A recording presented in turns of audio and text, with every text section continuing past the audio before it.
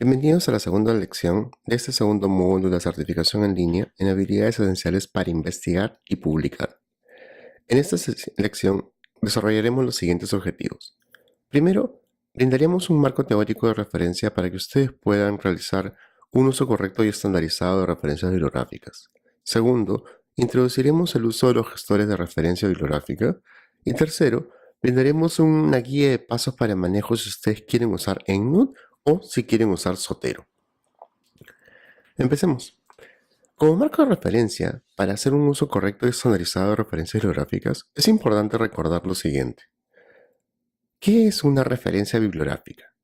Una referencia bibliográfica vendría a ser algo así como el DNI de una literatura científica, es decir, una serie de datos o elementos que describen cada cita con suficiente detalle y precisión para que este identificador sea único e indubitable.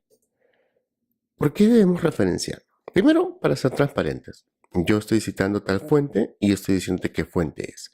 Segundo, para reconocer autorías y propiedad intelectual, para evitar el plagio. Tercero, para demostrar nuestra experticia sobre el tema, ya que si citamos las mejores referencias y nuestros lectores entienden que esas son las mejores, eventualmente le estamos diciendo de que estamos duchos o somos proficientes en el tema que queremos publicar.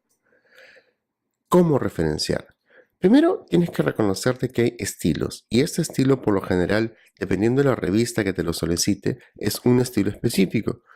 Segundo, utilizando un gestor de referencia. Año 2017, ingresar citas y referencias de manera mecánica uno por uno ya no es una alternativa. ¿Por qué? Porque existe una alta probabilidad de error, y para controlar y disminuir esa probabilidad de error al mínimo es que se recomienda que ustedes usen un gestor de referencias.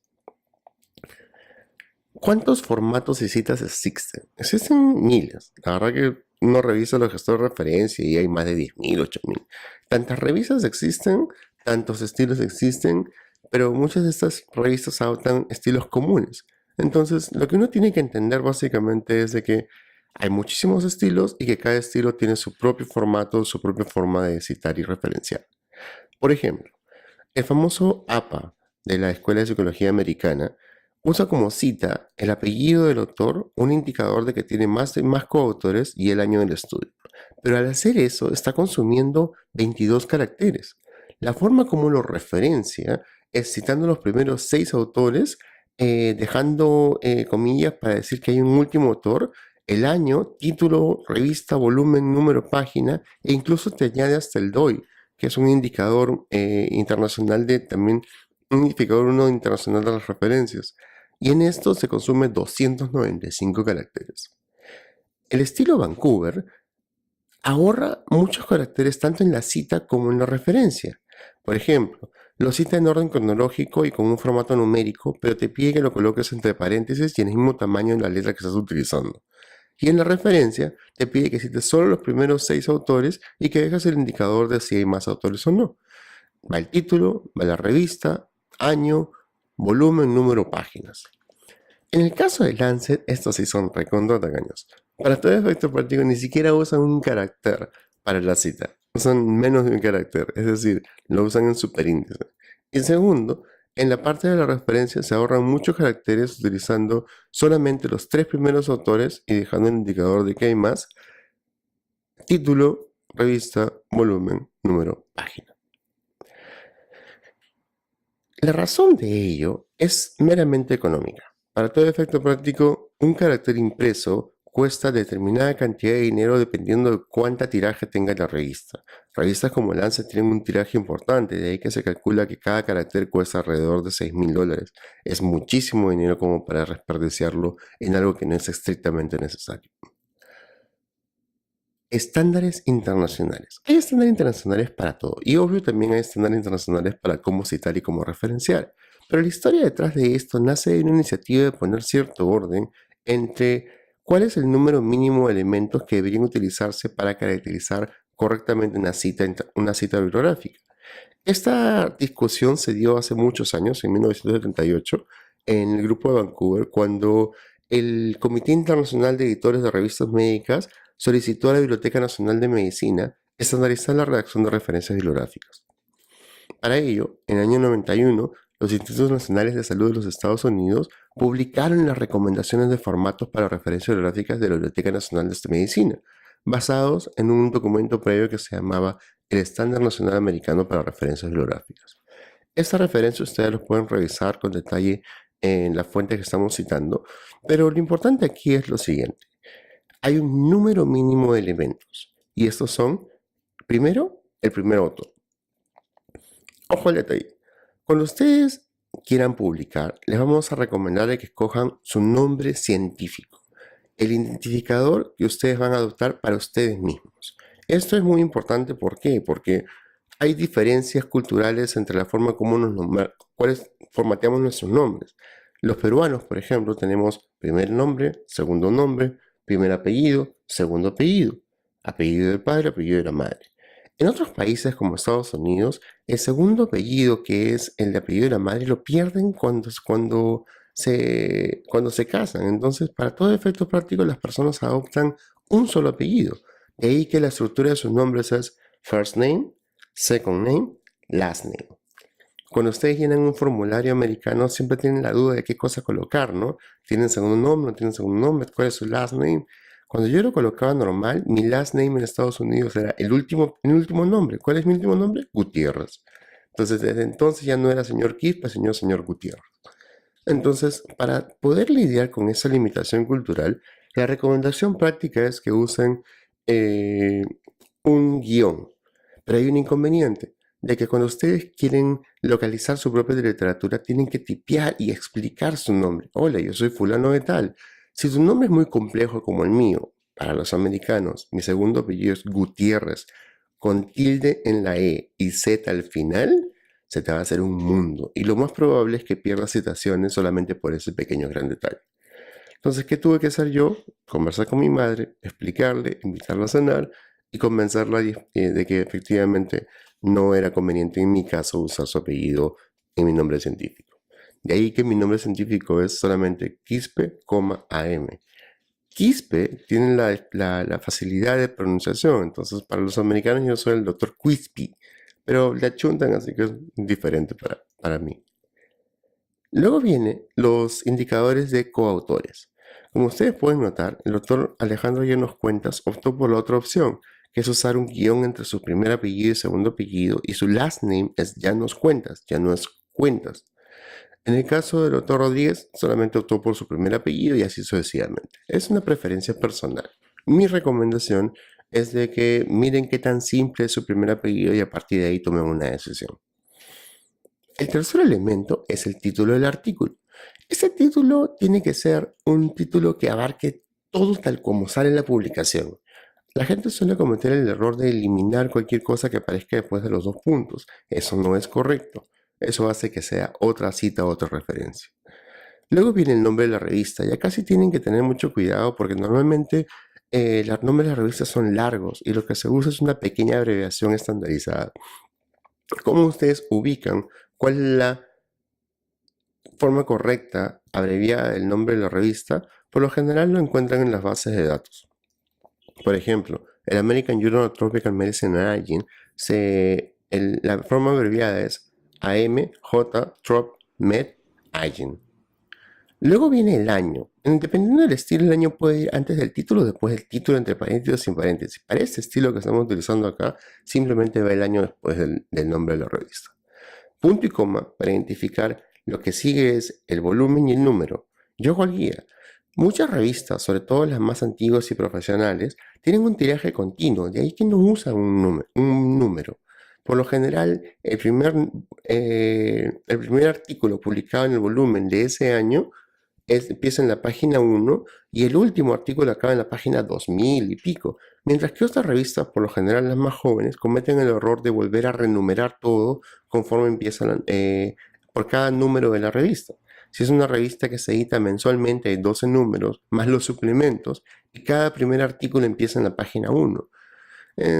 Nuevamente, depende mucho de la experiencia del editor de la revista, pero por lo general se recomienda que haya un solo tiraje continuo, independiente de cuántas páginas puede tener la revista.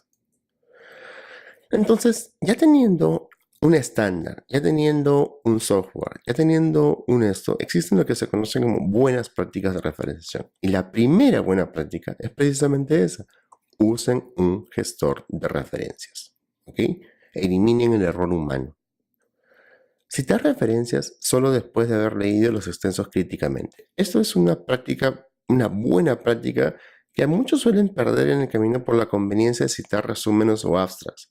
Llega un artículo y dicen, este artículo es importante por esto, y sin leer críticamente el artículo, citan lo que el autor ha resumido en el abstract. Eso puede inducir a error. Tengan muchísimo cuidado. Para ello tienen que leer el artículo en extenso, y no solo leerlo, sino leerlo críticamente. ¿Cuál es la calidad de la evidencia que ustedes van a citar? Una buena práctica, una tercera buena práctica es citar solo los resultados y las conclusiones. La excepción a esta regla es cuando ustedes quieren citar una metodología, una prueba de laboratorio, la descripción de cómo se hizo tal o cual medición. Eso está en los materiales y métodos. Y sí, es una buena práctica considerando de que tienen plena conciencia de lo que están haciendo. Y no están diciendo, por lo general sucede cuando citan sus propios artículos, ¿no? Yo publico el tratamiento de la malaria es tal en un artículo y en el siguiente puede decir el tratamiento de la malaria resumido es tal y más detalles lo pueden encontrar en el artículo publicado por mí hace 5 años.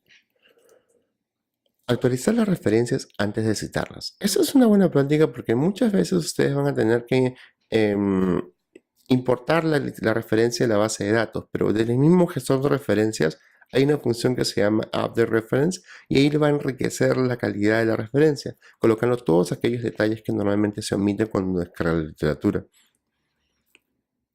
Y otra muy buena práctica aquí, y yo soy muy fuerte al recomendar esto, es de que ustedes no pierdan su tiempo, o valoren su tiempo, mejor dicho.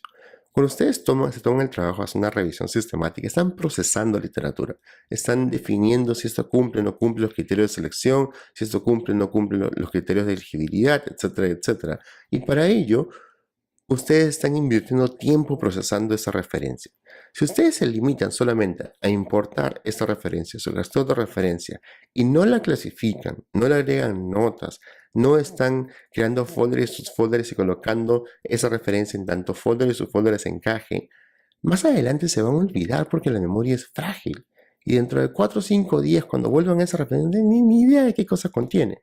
Entonces, una muy buena práctica de referenciación es cada vez que importes una referencia, clasifiques si la vas a utilizar por tal y tal razón. Si no la vas a utilizar, pero debiste considerarla, la editas en otro folder, no seleccionados, el nombre que tú quieras, y dices específicamente, no por esta razón. De manera que no tengas que recurrir a tu memoria, que es frágil, para recordar por qué o no citaste tal referencia. Entonces, el otro lado son las malas prácticas de referenciación. La primera gran mala práctica de referenciación es plagiar, falsificar o fabricar referencias. Simplemente reconoce la autoría intelectual de las personas. Si tú vas a citar algo, dale crédito al autor por ese algo. Si lo haces textualmente, adicionalmente tienes que poner las comillas. Entonces, una segunda mala práctica de referenciación es omitir las comillas cuando estamos haciendo citas textuales. Pero yo puse la cita. No, no es suficiente. Si lo vas a parafrasear, sí, basta la cita. Pero si no lo vas a parafrasear, es importante que digas que la cita es textual colocándolo entre comillas. Y el otro error feo es, o la falsificas porque es una cita que estás cambiando, dice una cosa, pero tú dices que dice otra, o la estás inventando, pues esa cita no existe y la estás fabricando. Hacer citas de citas. Eso sucede por lo general cuando ustedes dicen, oye, mira, he leído en ese artículo que la técnica la inventó fulanito de tal 20 años, 50 años atrás y no encuentro el artículo original. No, tienes que citar el artículo original. No puedes citar lo que dijo el otro autor en la introducción porque te parece más conveniente. Eso no es correcto. Eso no es otorgar la autoría, reconocer la propiedad total de quien planteó esa idea. Entonces, una mala práctica de referenciación es hacer citas de citas. Otro ejemplo de esto es hacer citas múltiples. Y por lo general, los investigadores jóvenes cuando hacen esto lo hacen porque quieren esconder o quieren pretender de que han leído más de lo que han leído o cualquier otra razón que no sea transparente en el sentido de que, por ejemplo, ustedes quieren decir, la prevalencia conocida de tal enfermedad es de 13%, 15%, 18%, 20%, 22%. ¿ok? Tienes varias opciones para resumir eso. Puedes decir el rango y decir que va desde X% hasta X%. Colocas el punto y citas desde la referencia 5 hasta la referencia 8, ¿no? Tantas referencias he utilizado que construyan ese rango. O haces lo más transparente, que es exactamente eso, ¿no? 13% en Perú, 18% en Chile, 20% en no sé dónde, 20 y tantos por ciento en no sé dónde, y estás siendo mucho más transparente. Estás demostrando tu experticia. ¿Quieres demostrar que eres un investigador joven? Pues haz todo lo contrario. Esconde tus referencias. Usa más referencias de las que necesitas. O asume de que el editor no va a contrastar lo que tú dices versus la cita y vas a cometer el grave error de que te van a rechazar precisamente porque tus citas no son verificables. Ojo, un ejercicio que hacemos todos los editores serios de revistas es contrastar tus referencias y lo que estás diciendo de ellas una por una. No se nos pasa una precisamente porque estamos muy alertas a la posibilidad de plagio. Y obviamente una pésima práctica de referenciación y nuevamente un error muy común de los investigadores jóvenes es citar introducciones y discusiones. Eso no se hace. ¿Por qué razón? Porque lo que es una opinión del autor planteada en la discusión no refleja necesariamente los resultados del artículo.